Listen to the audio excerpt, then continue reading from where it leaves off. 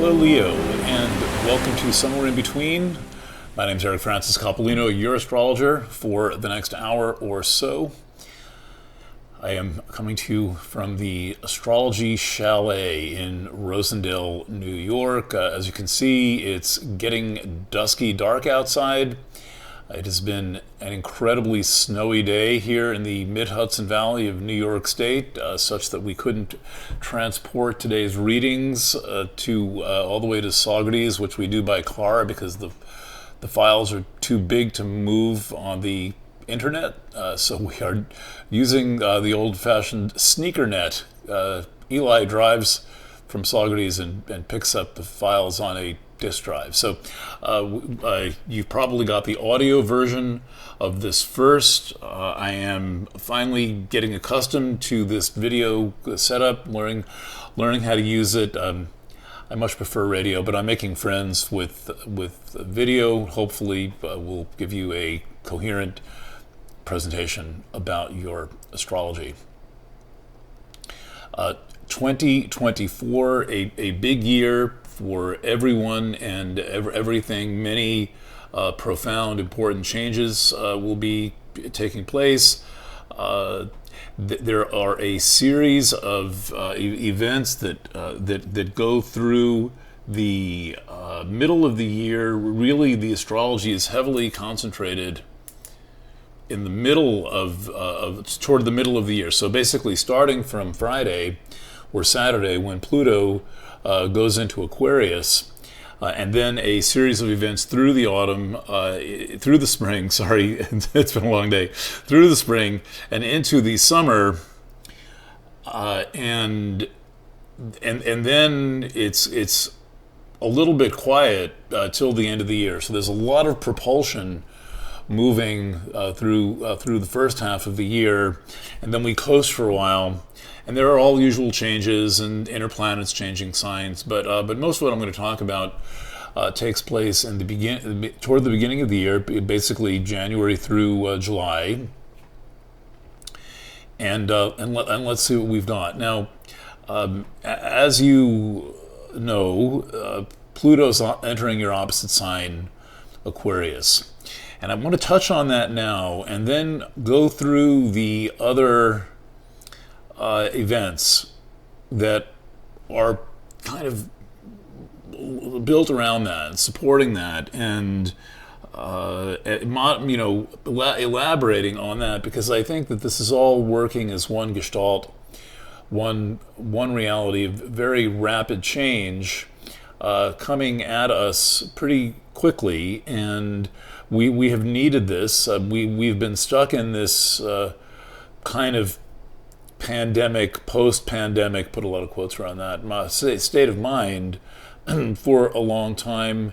There is tremendous fear being churned up and generated, and I think a lot of energy that is concentrated and condensed that has nowhere to go. And what happens with all of these transformations and transitions is that suddenly the information and the energy are going to be flowing much more quickly and much more freely, but it still is up to us to decide what to do with it.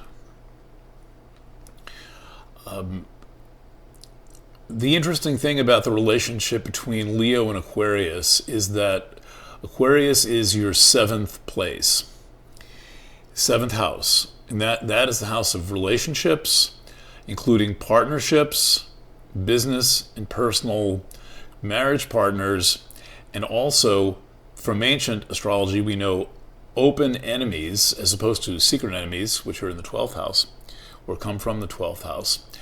But I take a wider reading of the 7th, and my reading of the 7th is that it describes the environment that confronts us generally. What you experience when you walk around on the street. Essentially the sum total of all the people and things that you encounter, but also the state of mind that you project into the world and that you see back. And that's why I called the Leo reading the true mirror, because it's going to reflect something back to you. And one of the themes of this whole project involves understanding the nature of what the digital environment has done to us and what it has done to our social relationships. And I think that one of the places where this has manifested the most palpably is in the sign Aquarius. This is for a diversity of reasons, including the fact that Aquarius is the sign associated with electricity. Aquarius is the sign associated with groups and with social patterns. And therefore, by extension, it points very clearly to the internet and the impact of the internet on our life experiences and on our relationships. And so, obviously, we know that, for example, social media changed all of our relationships, but we don't do a lot of thinking about how that is. And more than that happened, there's been a transformation in the way we relate to reality, because suddenly all of reality is thrust into the digital environment. It was hard to imagine this. 20 years ago, it's 2004, I arrived in Paris in the summer of 2004. When I was walking around with my laptop, and going from cafe to cafe and getting a little scratch card every time I bought a cup of coffee, I would get like 20 minutes on the internet. The internet was still something that you had to go to 20 years ago. You had to kind of request admission to the internet, and it was metered and timed. And now basically it just completely stalks us. Now it is this thing that is ubiquitous. It is everywhere. There are multiple networks everywhere.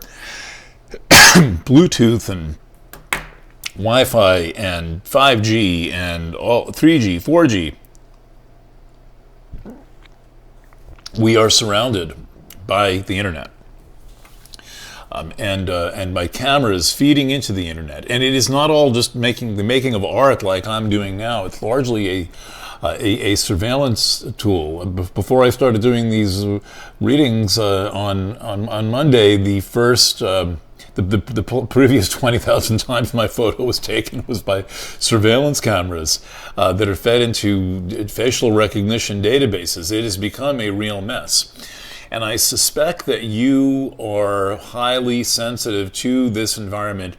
And in a sense, you know what you're looking at, because when you look out at the world from this point of view here in Leo,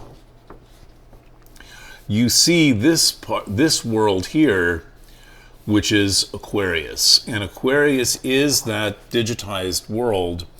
And it's the digitized group and social relationships that we are living with, and this is far from normal human consciousness. It's far from normal human perception. It's not the way that we're made to have our relationships. And there's a number of issues with this, and these issues include the fact that the digital environment is disembodying.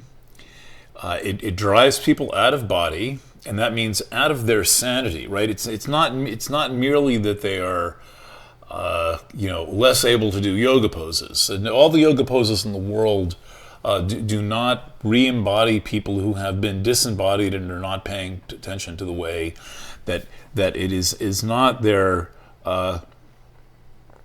It's hard to describe this, but the consequence of disembodiment is a form of psychosis. It is a form of detachment from reality and investment in a parallel alternate reality that I'm sure many people think is a wonderful thing.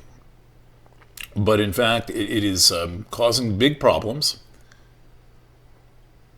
causing all of the instability in the world. It is this new hyperbolic instability, this special form of instability.